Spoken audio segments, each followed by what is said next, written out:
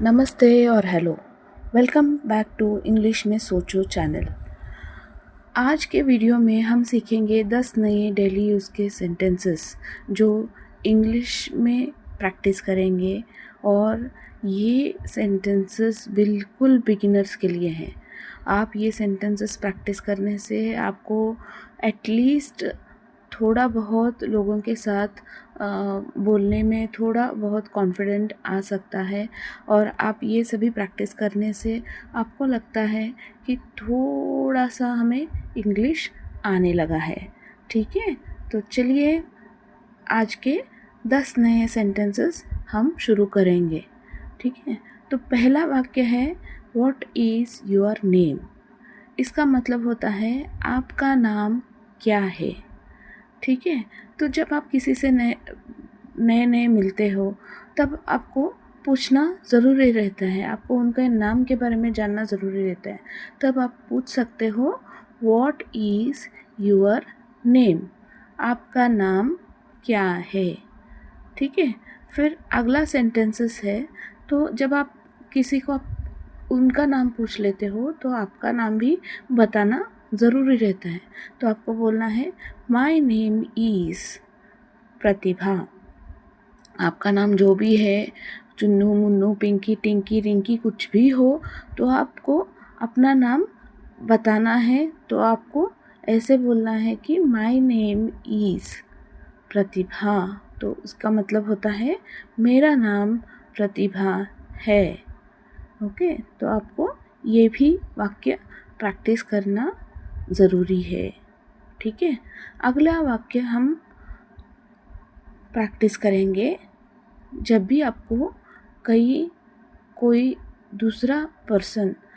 दूसरे व्यक्ति जब गाना सुनते रहते हैं तो आपको भी वो गाना पसंद आता है, तब आपको बोलना है आई लाइक दिस सॉन्ग। ठीक है, जब आपको दूसरे व्यक्ति जब गाना सुनते रहते हैं और आपको वो गाना पसंद आया तो आपको बोलना है आई लाइक दिस सॉन्ग। तो इसका मतलब होता है मुझे ये गाना पसंद है। ठीक है, फिर इसके बाद आपको प्यास लगी है तो आपको पानी पूछ रहे हो, तो उसका मतलब होता है जब किसी से आप पानी पूछते हो तो आपको पोलाइटली पूछना है, बहुत ही विनम्रता से पूछना है can I have some water please. Okay, please का मतलब होता है कृपया, तो आपको बोलना है कृपया क्या मुझे थोड़ा पानी मिल सकता है। तो ऐसे आप बोल के प्रैक्टिस कर सकते हो, तो can I have some water please. ठीक है, तो अगला वाक्य हम बोलेंगे किसी को सॉरी। जब हम किसी को सॉरी बोलते हैं तो आपको बोलना है आई एम सॉरी। इसका मतलब होता है जब भी आप कोई गलती करें तो आप कह सकते हैं कि मुझे माफ़ कीजिए। जब भी आप किसी को गलती करने से माफ़ी मांगते हैं, नहीं तो कोई भी संदर्भ में आपको सॉरी बोलना है तो आप बोल सकते हो आई एम सॉरी। फिर से पहले ये 5 वाक्यों को एक बार हम प्रैक्टिस करेंगे। फिर से रिपीट कराती हूँ। पहला है व्हाट इज़ योर नेम। इसका मतलब है आपका नाम क्या है। अगला वाक्य है माय नेम इज़ प्रतिभा। इसका मतलब है मेरा नाम प्रतिभा है। अगला तीसरा वाक्य है आई लाइक दिस सॉन्ग। तो आपको बोलना है, इसका मतलब है मुझे ये गाना पसंद है। और अगला चौथा वाक्य है can I have some water please. ये वाक्य तो बहुत ही विनम्रता से बोलना है, कृपया क्या मुझे थोड़ा पानी मिल सकता है। फिर 5वां वाक्य है जब आप किसी को सॉरी बोलते हो तब आपको बोलना है आई एम सॉरी। जब आप गलती करो और माफ़ी मांगो तो आपको बोलना है आई एम सॉरी।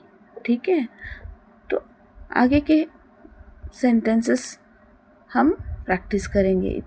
ठीक है, तो आगे का नेक्स्ट वाक्य है, जब कोई कहीं जा रहे हो तो आपको पूछना है कि आप कहाँ जा रहे हो, तो आपको बोलना है वेयर आर यू गोइंग।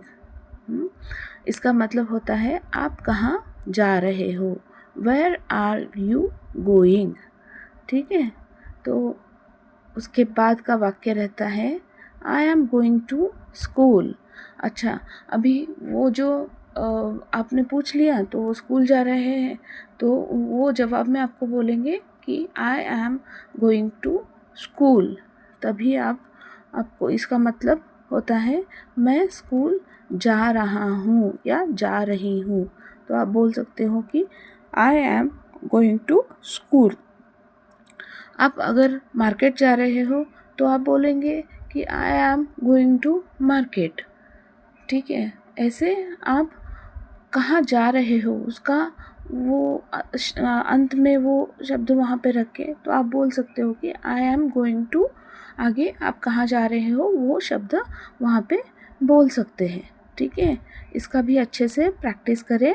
फिर अगला वाक्य आता है, जब आपको कुछ भी समझ में नहीं आ रहा है, आप बहुत ही कन्फ्यूजन में हो, आपको बिल्कुल समझ में नहीं आ रहा है, तो आप बोलेंगे आई डोंट अंडरस्टैंड। ठीक है, जब आपको कुछ भी समझ में नहीं आ रहे हो और आपको कुछ पता नहीं है क्या करना है, कन्फ्यूजन में है आप, तो आप बोलेंगे आई डोंट अंडरस्टैंड। उसका मतलब होता है मुझे समझ नहीं आ रहा है।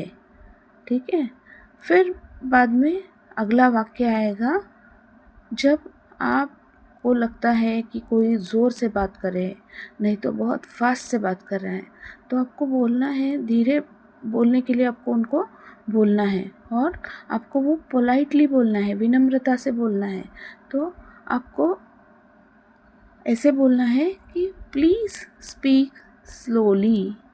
इसका मतलब होता है कृपया धीरे बोलिए।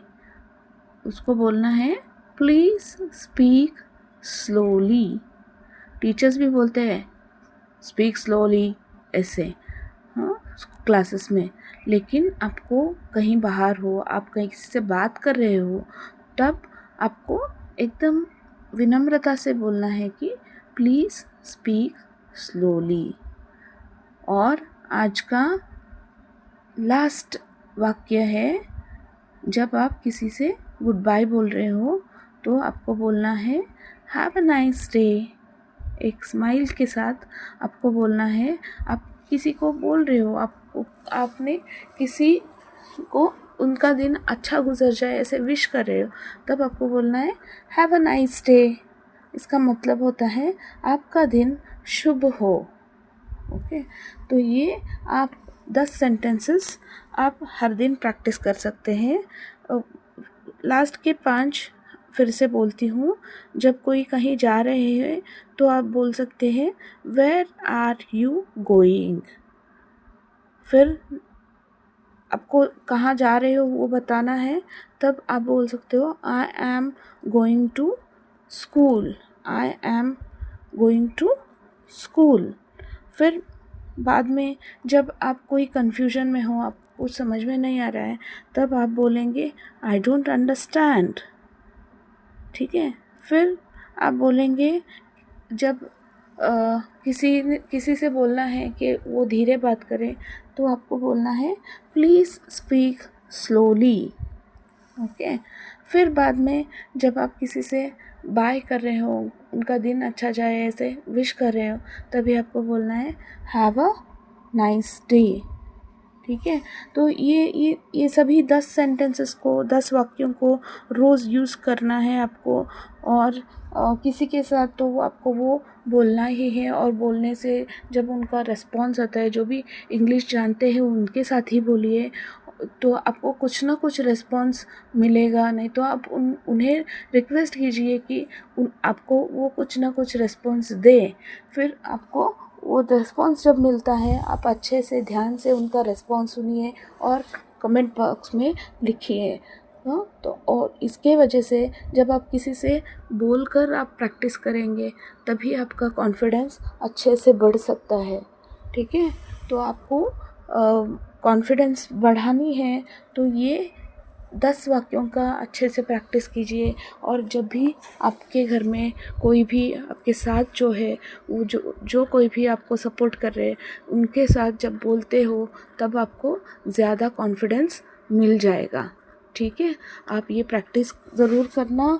और अगर ये वीडियो पसंद आए तो लाइक, शेयर और सब्सक्राइब ज़रूर कीजिएगा। तो प्रैक्टिस से ही प्रोग्रेस होती है और प्रैक्टिस करना बहुत ज़रूरी है। ठीक है, तो हर दिन प्रैक्टिस करोगे तो हर दिन आपका इंग्लिश सुधर सकता है।